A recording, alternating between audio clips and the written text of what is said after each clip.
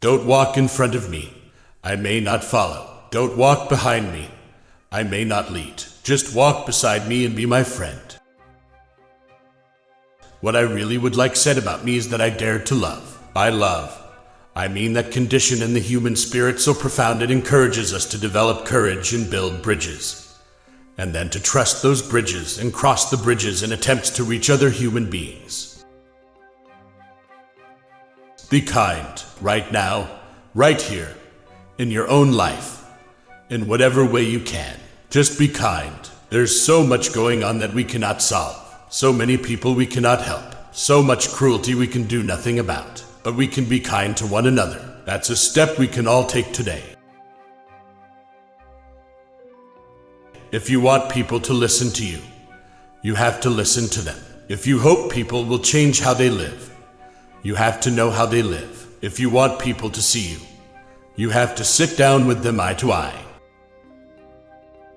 For beautiful eyes, look for the good in others. For beautiful lips, speak only words of kindness. And for poise, walk with the knowledge that you are never alone. If civilization is to survive, we must cultivate the science of human relationships, the ability of all peoples, of all kinds, to live together in the same world at peace. Lots of people want to ride with you in the limo, but what you want is someone who will take the bus with you when the limo breaks down. Since you get more joy out of giving joy to others, you should put a good deal of thought into the happiness that you are able to give. A loving relationship is one in which the loved one is free to be himself, to laugh with me, but never at me, to cry with me, but never because of me, to love life, to love himself, to love being loved. Such a relationship is based upon freedom and can never grow in a jealous heart. Whenever you're in conflict with someone, there is one factor that can make the difference between damaging your relationship and deepening it. That factor is attitude. The meeting of two personalities is like the contact of two chemical substances. If there is any reaction, both are transformed. You can make more friends in 2 months by becoming interested in other people than you can in 2 years by trying to get other people interested in you. For beautiful eyes, look for the good in others. For beautiful lips, speak only words of kindness. And for poise, walk with the knowledge that you are never alone. Your experience of all those people is only in your mind. Your feelings about your lovers come from your thoughts. For example, they may in fact behave in ways that you find offensive. However, your relationship to them when they behave offensively is not determined by their behavior. It is determined only by how you choose to relate to that behavior. Their actions are theirs. You cannot own them. You cannot be them. You can only process them in your mind. My wife, Mary, and I have been married for 47 years.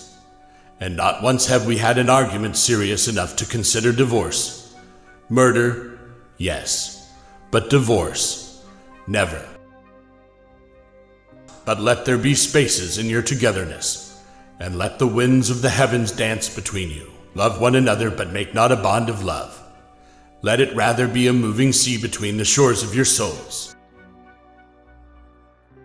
Beyond friendships adding to the list of improving life success and happiness, experts also assert that supportive relationships improve our odds of survival by 50%. Every couple needs to argue now and then, just to prove that the relationship is strong enough to survive. Long-term relationships, the ones that matter, are all about weathering the peaks and the valleys. It is of practical value to learn to like yourself. Since you must spend so much time with yourself, you might as well get some satisfaction out of the relationship. There's no such thing as the perfect soulmate. If you meet someone and you think they're perfect, you better run as fast as you can in the other direction, cause your soulmate is the person that pushes all your buttons, pisses you off on a regular basis and makes you face your shit. It feels good to think about you when I'm warm in bed. I feel as if you're curled up there beside me, fast asleep, and I think how great it would be if it were true. Don't give up at the first signs of friction. Only through clear communication, flexibility, and willingness to adapt can you find a relationship that will weather the storms of life. No relationship is perfect, ever. There are always some ways you have to bend, to compromise, to give something up in order to gain something greater. There is no challenge strong enough to destroy your marriage as long as you are both willing to stop fighting against each other and start fighting for each other. When you hold resentment toward another, you are bound to that person or condition by an emotional link that is stronger than steel. Forgiveness is the only way to dissolve that link and get free. Keep away from those who try to belittle your ambitions. Small people always do that, but the really great make you believe that you too can become great. Truth is everybody is going to hurt you. You just gotta find the ones worth suffering for. I'm selfish, impatient, and a little insecure. I make mistakes. I am out of control, and at times hard to handle. But if you can't handle me at my worst, then you sure as hell don't deserve me at my best. Never idealize others. They will never live up to your expectations. Don't overanalyze your relationships. Stop playing games. A growing relationship can only be nurtured by genuineness. Some of the biggest challenges in relationships come from the fact that most people enter a relationship in order to get something. They're trying to find someone who's going to make them feel good. In reality, the only way a relationship will last is if you see your relationship as a place that you go to give, and not a place that you go to take. You can kiss your family and friends goodbye and put miles between you, but at the same time you carry them with you in your heart, your mind, your stomach, because you do not just live in a world, but a world lives in you. Look, in my opinion, the best thing you can do is find a person who loves you for exactly what you are. Good mood, bad mood, ugly, pretty, handsome, what have you. The right person is still going to think the sun shines out your ass. That's the kind of person that's worth sticking with. Love is an untamed force. When we try to control it, it destroys us. When we try to imprison it, it enslaves us. When we try to understand it, it leaves us feeling lost and confused. Love is totally nonsensical, but we have to keep doing it or else we're lost. And love is dead.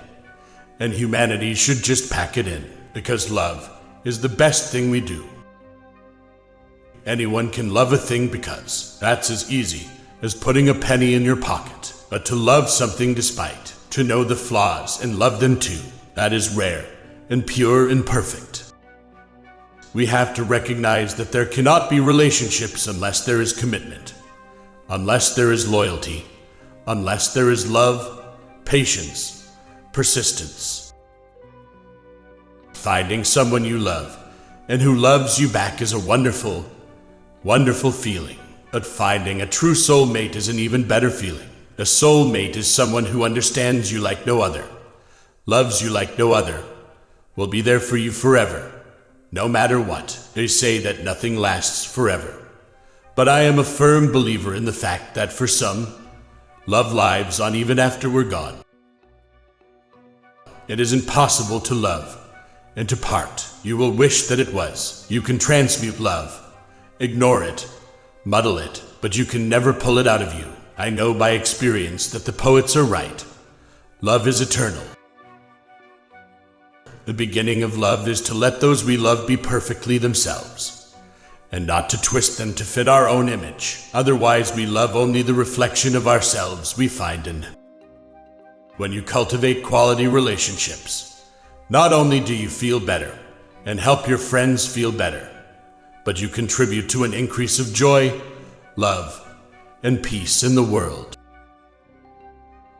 Some think love can be measured by the amount of butterflies in their tummy. Others think love can be measured in bunches of flowers, or by using the words forever. But love can only truly be measured by actions. It can be a small thing, such as peeling an orange for a person you love because you know they don't like doing it. Flatter me, and I may not believe you. Criticize me, and I may not like you. Ignore me, and I may not forgive you. Encourage me, and I will not forget you. Love me, and I may be forced to love you. A soulmate's purpose is to shake you up, tear apart your ego a little bit, show you your obstacles and addictions, break your heart open so new light can get in, make you so desperate and out of control that you have to transform your life, then introduce you to your spiritual master.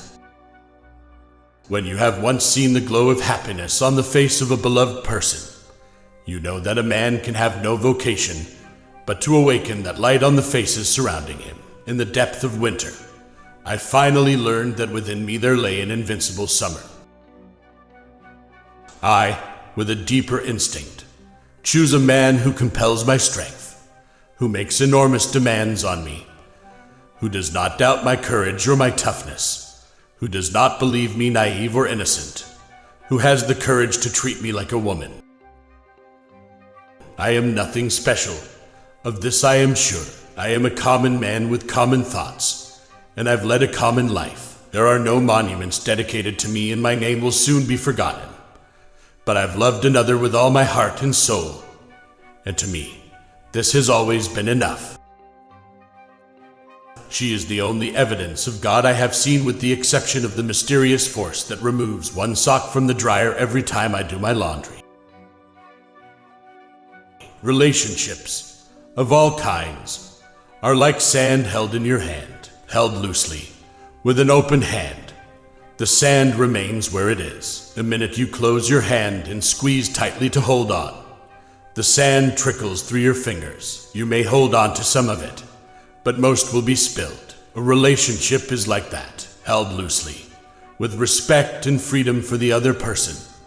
It is likely to remain intact, but hold too tightly, too possessively, and the relationship slips away and is lost.